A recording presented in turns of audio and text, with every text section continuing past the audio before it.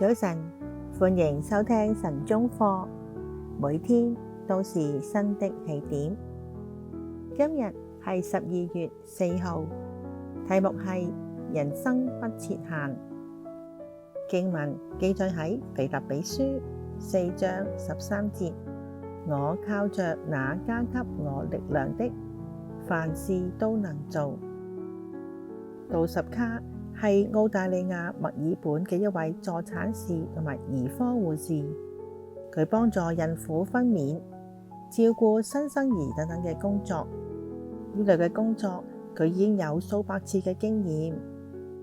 而家25歲嘅杜什卡即將擁有自己嘅孩子啦，佢十分之激動啊！佢睇過醫生，亦都做過2次超音波檢查。結果一切都正常，佢好快就有個仔啦。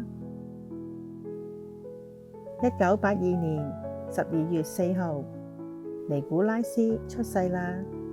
但係醫生冇俾杜什卡見佢個仔，就將佢個仔抱走咗。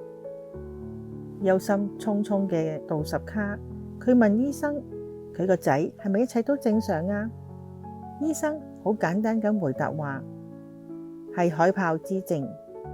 呢位年輕嘅母親聽到之後徹底崩潰啦。佢同丈夫帕里斯點都諗唔明，點解上帝會俾佢哋生落嚟嘅孩子係冇手冇腳嘅呢？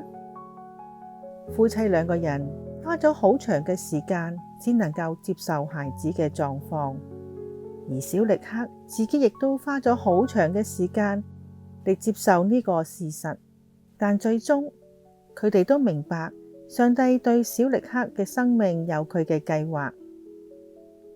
於是力克以驚人嘅毅力上學，並開始各項嘅體能運動。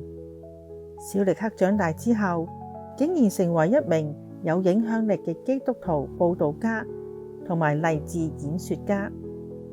2012年2月12號，佢同女緣佳妙共諧連理，而且仲生咗4個孩子添。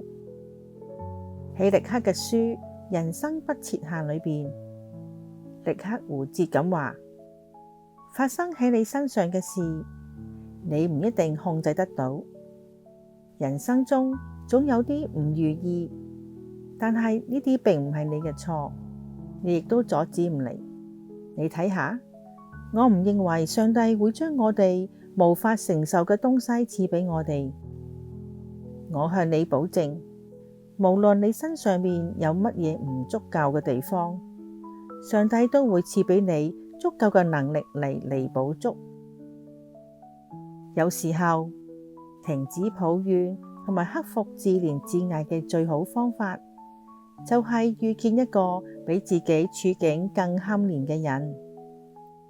有句名言係咁講嘅：我總係抱怨冇鞋着，直到我遇到一個冇腳嘅人。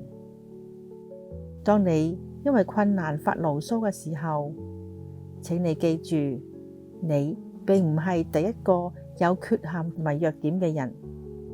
當你有放棄念頭嘅時候，請你記住，上帝希望你堅強，佢要使用你，就好似使用力克一樣。